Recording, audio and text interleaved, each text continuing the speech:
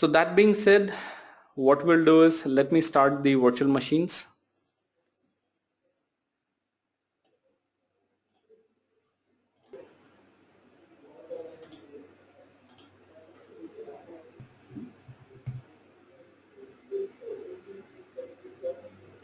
So today hopefully we'll be looking at the client connectivity in data guard environment. So meanwhile machines come up, we will try to understand the client connectivity. So guys, in our configuration we have primary and we have standby, right? Both are working perfectly fine. Now on the client side, this is the client machine, right? So the client is generally, the question is like, should we connect client to the primary? And if you are connecting directly to the primary server, what if there is a switchover or a failover? So primary went down and standby became primary. Then this connection must also smoothly move on to the second server. And this is what we need to set. And there are certain steps that we need to follow in order to set this client connectivity in data guard. Otherwise, client will actually get an error saying like database is not available whenever the primary goes down. And let's take, if this server is primary, this is standby. So you fix this server is up and running, and you are switching back. So you are converting this standby into primary and this primary into standby. So the client must be able to automatically connect to the new primary. So for the client, the most important thing is whether it is like you perform a failover, switchover, or if there is a problem with the environment, it must always connect to primary. So any database, whether this server or this server or any other server, or there are 10 data guard configuration, whichever is in primary role, in entire data guard setup guys, there will always be one primary. You cannot have two primaries, okay? Even if you have a very complex setup, this is your primary, and then you have physical standby, and then you have one more physical standby. You have a cascading physical standby, so standby on a standby, you can also configure like that, okay? And you can also have an active data guard. Whatever configuration you follow, you can only have one primary active in the entire data guard setup. So for the client, the most important thing is it must always connect to the primary. So the question is, how do you set up that kind of networking that auto failover happens in data guard? And that is what we are going to do right now. Okay, so both the VMs are up and running. Let us connect via putty. I think we had some information. Yeah, there you go. So we have this primary server IP. I'll connect to the primary database as the Oracle user.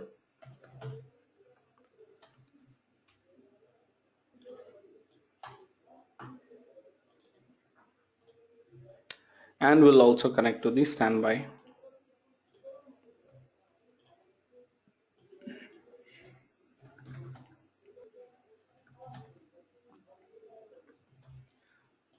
So guys, for the client connectivity, there are some services that you need to set up. So what we do is like let me explain you the configuration. We create a database service, okay? So both on primary and standby, we create something called as database service. So this database service will be something like client connection, okay? So we will define some rules for this service. We will say that this service should be active only when the current database role is primary. All right. And whenever you perform a switchover, of course, this service will be by default down on this server, right? Because it is in standby mode. All right. So this will be down. Now that when you perform a switchover, the standby will become primary. So this service will come up. this primary might become standby or complete server crash might happen. So this service will be down. And once this service comes up, the client, any client, right, which is connected to your data guard environment, it will smoothly auto connect to this server. And remember guys, all these failovers that we say, it only works for select commands. Okay, it doesn't work for your insert, update, deletes, because they are to be executed on a proper server, and those transactions need to be committed inside the database. Then only they will become permanent. So all the failovers that we talk, if client is selecting some data, so if that query is being executed right now on the server and immediately DBA performs a switchover, that same query will be executed on the second server and the user will be given the results. So that type of failover we are going to set up. I'm not sure, maybe in near future Oracle might have that option of moving or kind of like having all the DML and DDL commands also failover. We never know, Oracle can do or come up with that concept. So for this, we again have an article, and guys, I published all these articles for you. These are my own articles over here. So if you type, I think client connectivity or something is there. Yeah, client connectivity in data guard configuration. This will tell you how to configure the client connectivity step by step, okay, and what changes you need to make in the tnsnames.ora file. All right, so in the client connectivity, first of all, we have to create a database service on primary.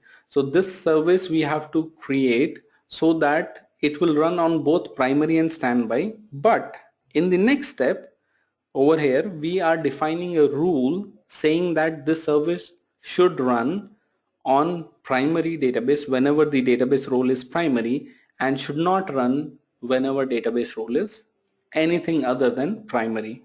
Alright, so this execute dbms service dot create service package will create a service for you, and you can give a completely different service name, whatever, I mean, it's up to your choice, whatever name you want to give. Like if I remember, I use RW to make sure that we are connecting to the database where read-write operations are allowed, and that's why I generally use RW. So in our case, it is test is the main server and RW is the read-write kind of like parameter we are using. The network name is the name or the TNS connection that you will be using. So the network name, whatever name you will define over here, in the client's tnsnames.ora file also you should have the same network name. All right, so in this case, if we are saying test underscore RW, you have to use the same connection service for your clients. Don't worry, I'll show you, like once you go down over here, can you see edit clients tnsnames.ora, and this is where, do you see the service name? This is the name you connect to this service. All right, and then this is high availability notifications. Do you want the high availability notifications to work? And guys, trust me, this parameter is not required, by the way. It was required earlier, but I think it is still there in my notes. We should actually delete it. I think it has more or less become an obsolete parameter. The failover method, we only have a basic failover method. Whatever type of failovers, whether it is in rack also, so many people say that in rack the failover is smooth, but it is only for select statement, not for all types of statements. So currently Oracle only supports basic failover, and that is only for select statements, right? And failover retries, how many times we can or we want the retries to work.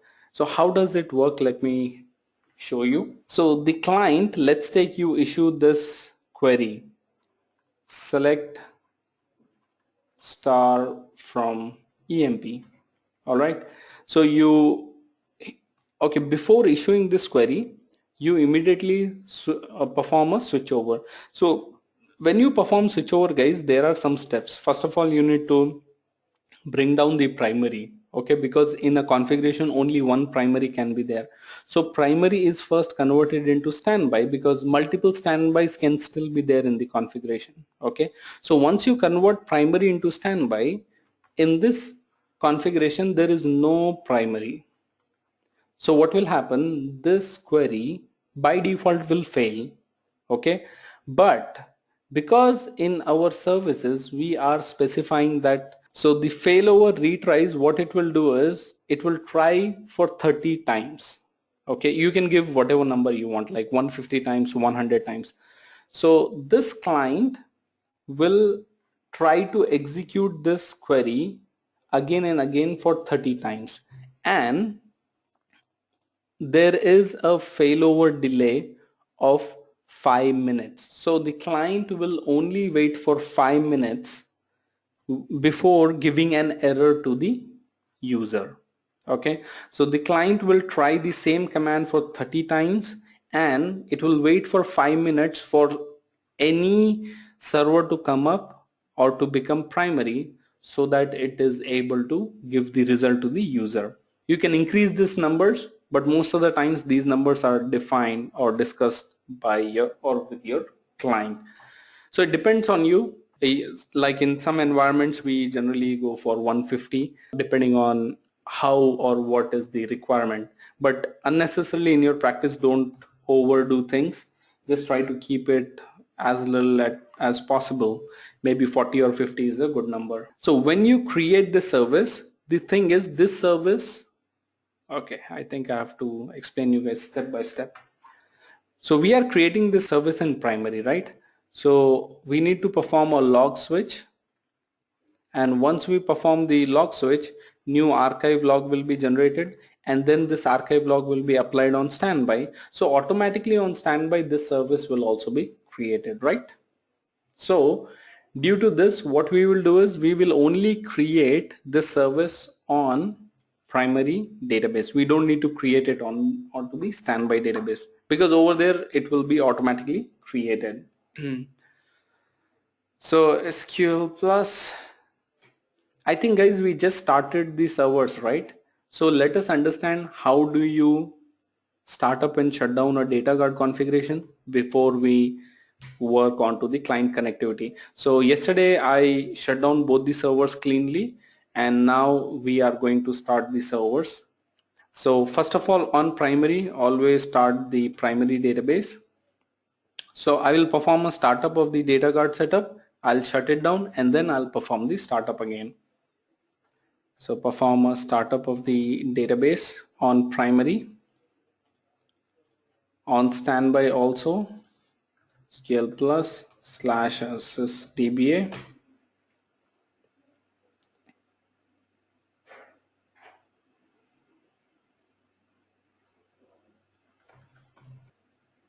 Once the databases come up, we need to enable the or start the listeners. And once the listener is started, we will start the MRP process on the standby. Okay, so exit.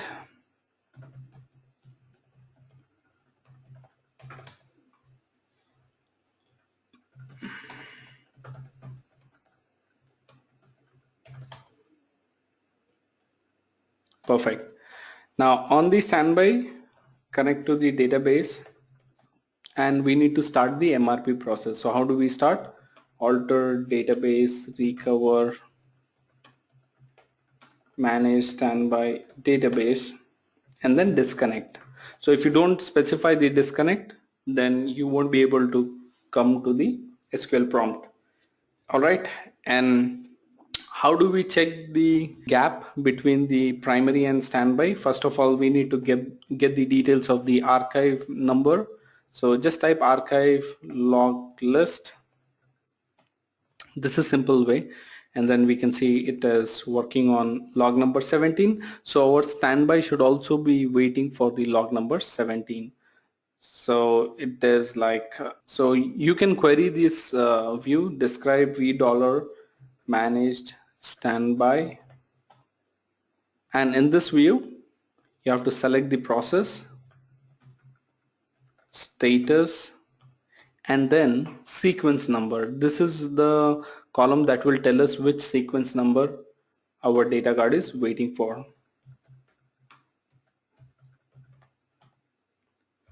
Sorry, from v $manage standby. Now can you see it is applying the log number 16. We are fortunate to see this status as applying.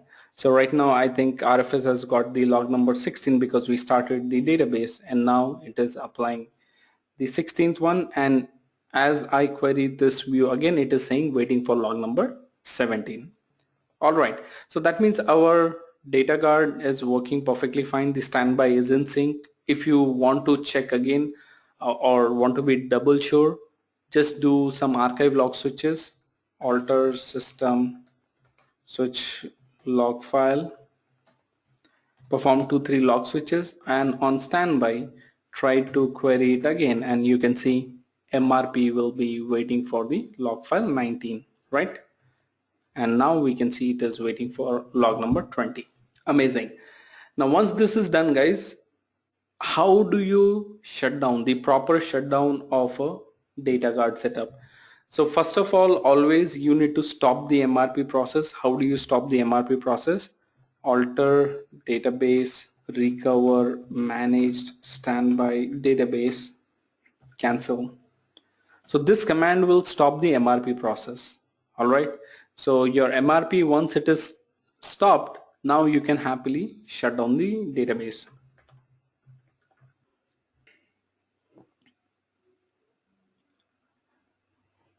Okay, so I think what we have done earlier is, guys, did you notice this pattern, this thing what I did earlier? I actually opened the database. Can you see?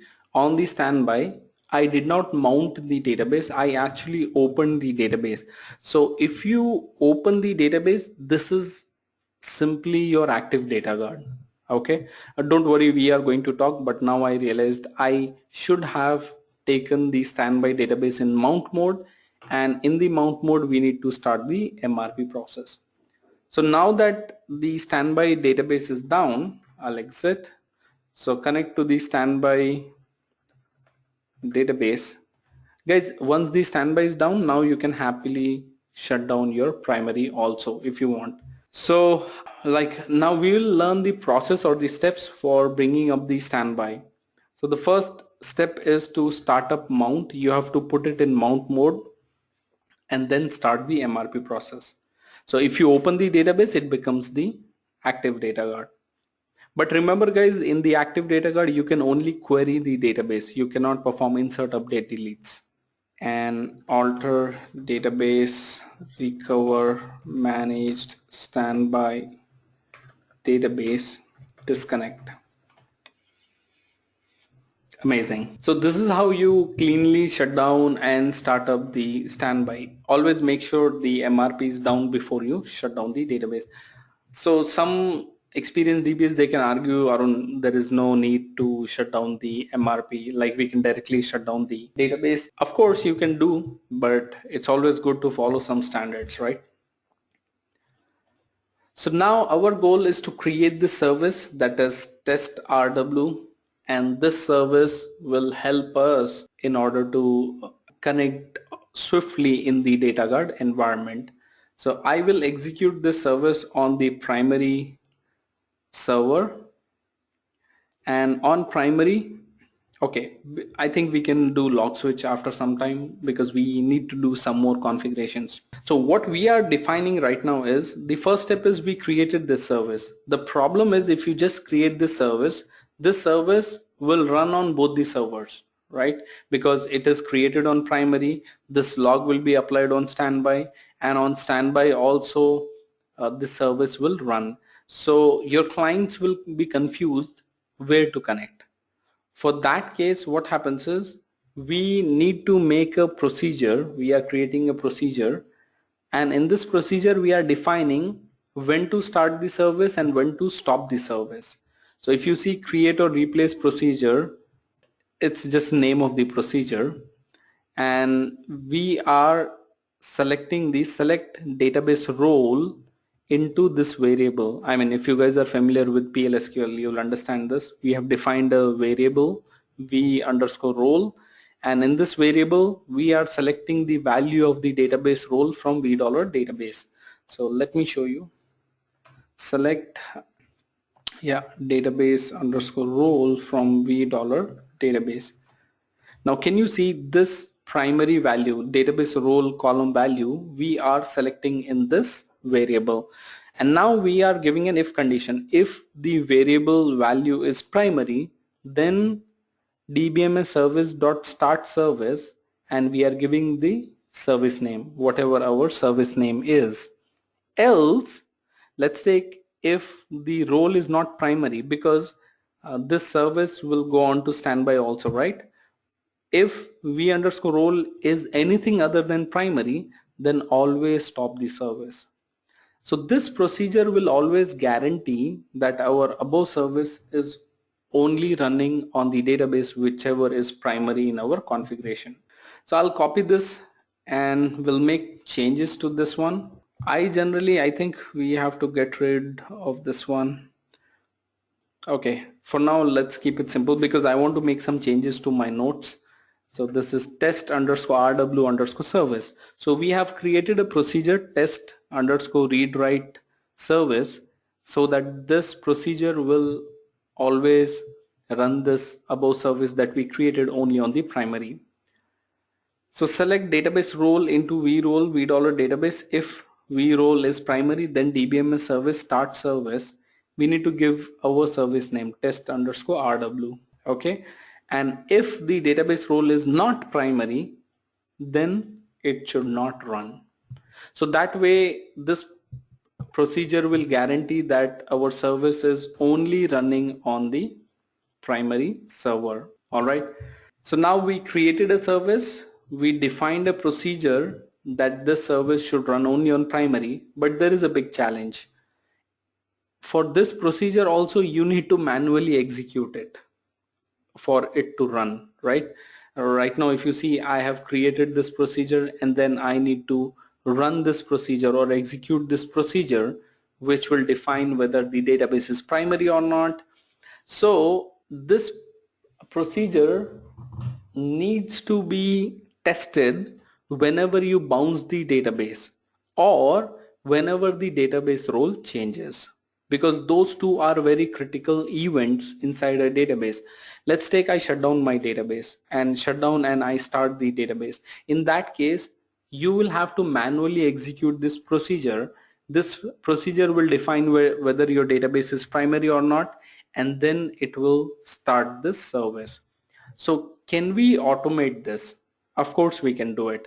So inside the database, what we are going to do is we are going to create two triggers which are based on two events, and the events are database shutdown and startup. So whenever database is started, we want this procedure to be executed, because once this procedure is executed, it will start or stop these services, right? And we are going to create another trigger, and the second trigger will define whenever database role changes, then also this procedure needs to be re-executed, so that it will check the status of the database, and based on the status it will enable start or stop the service. All right, so how do you create those triggers? So very simple commands or very simple triggers, I would say. So guys, this is the reason why sometimes I specify that DBA should also know a little bit of PLSQL. So create or replace trigger, whatever your trigger name you want to give. So you can always use test underscore startup, or you can also define DB underscore startup. That's a good, right?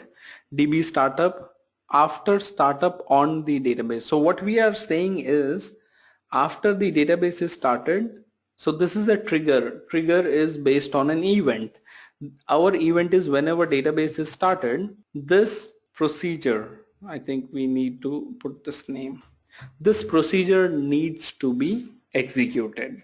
All right, so this is our first trigger, and our second trigger will define So first of all, this is DB role change. So trigger name is DB role change.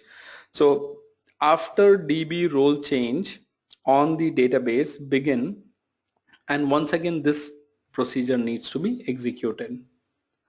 So let us take a scenario. What happens if you bounce the database, your primary database, and when you start, this trigger will be executed, and this trigger will fire this service, and this service will first check what is the role of your database. If your database role is primary, it will start the above service test underscore RW.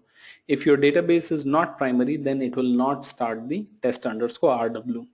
Alright, and let's take if you perform a switchover, right? So whenever your database changes the role, it will once again fire this procedure, and then it will check your new primary, because in a switchover the roles will be changed, right? So it will check if the database, the current database, let's take on standby, if it has become primary on the role change, then immediately this service will come up, and that's how clients will be able to query over there. So let me create these triggers inside the database. So first trigger is created, DB startup, and the second trigger, DB role change. We have created both the triggers. Now for this service, this procedure and these triggers to reflect onto the standby, we need to switch the log file. Alter system switch log file. Give 2-3 switches. Okay.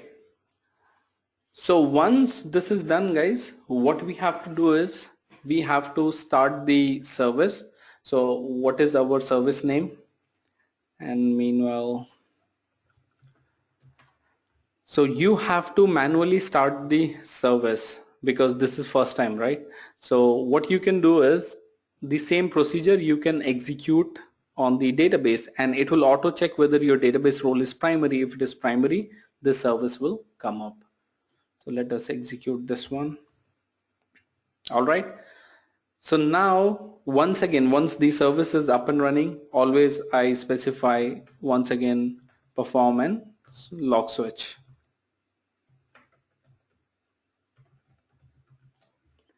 So guys, when you are working at system level changes or DB level changes in DataGuard, and if your log shipping is configured on archive log files, then I always mention or specify, or I stress on switching the log files frequently so that both your primary and standby are in sync.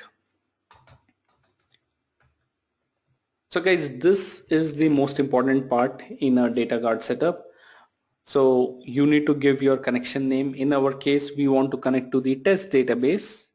Okay. And over here in the address list, you need to list both the host, your primary and standby. So what is my primary SID? I think it's above. I can copy it from here.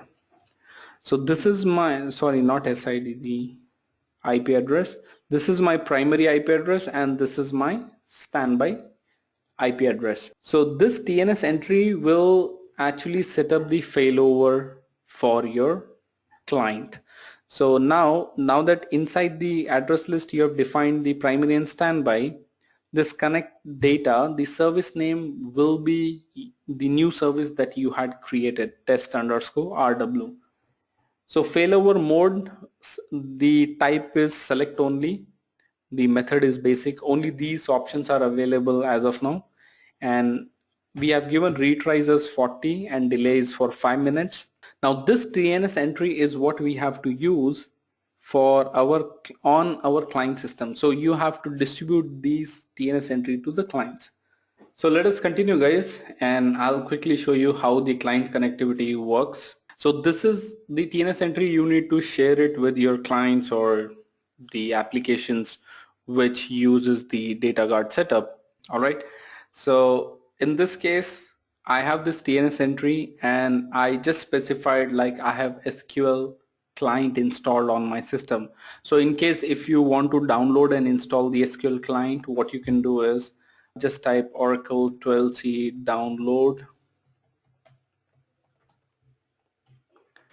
And if you go to 12c release 2 download, go to database downloads.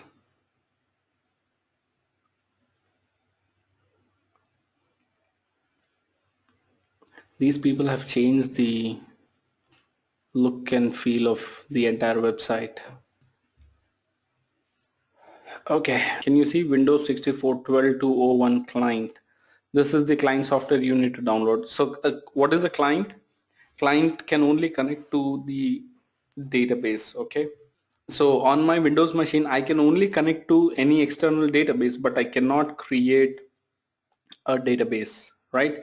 So this is something what I have downloaded and installed on my Windows machine. So once you install it, if you go to command prompt in Windows, you don't need to set up the environment variables like how we set up bash profile. If you just install the client, it's very simple, next, next, next, and installation will be done. And if you come to command prompt, type SQL plus and it will work. So for SQL Plus to work or to connect to my data guard setup, first of all, we need to set up the TNS entries, right? We need to tell my SQL client where to connect. So because these hosts or these VMs are on my system only, I will be able to connect to these VMs via the SQL Plus on my Windows machine. So first of all, what you need to do is to set up the networking. This is a TNS entry. So on my Windows system, I have to put these TNS entries into the client installation folder. Because see, I have installed the client, right? Where we installed. If you go to E drive, this is where I have installed. This is E drive app client. This is my username, product. This is 12.2.0. Can you see client 1? This is where I have installed the client. So inside client, again, you will have network admin directory, like how we have Oracle Home network admin directory. So you have to go to network admin, and inside this TNS names file, you need to put the contents. This is the exact file where you need to put the client TNS entries. So once you put the TNS entries, save the file, close it. Now you can see in the client home location network admin under TNS names, I have put the TNS entries, right? So using the SQL Plus client, now I will connect to the database. So SQL Plus, I am connecting as the sys user at the rate. The database connection name is test, because can you see test is the database connection name as sysdba. So I am connecting to the test database. Now if you see, we have both the host, but we will always connect to this service, and this test underscore rw service will only run on the primary database, right? Because that's how we set up the services. So give the sysuser password and you are connected to the database. Now how do you define where you are connected and how to perform a manual switchover? Because we need to see whether client is swiftly moving from primary to standby. That is our goal. So what we will do is we will quickly look at the manual switchover activity, because now client connection is done. I am not at all getting into where we are connected, which server we are connected. We know that we are connected. So in the manual switchover activity, we will completely understand like which server we are working, then what happens during the switchover, and which server we get connected after the switchover is done. So that is where you will understand the beauty about the like failover and switchover and how smoothly, because see now this client does not know what is happening in the background. This client connected to our data guard setup but does not know what's going on in the background. In the background, we will perform a switchover. We will bring down the primary, we will start the standby, and then we will see whether this client is smoothly able to move to the standby server or the new primary.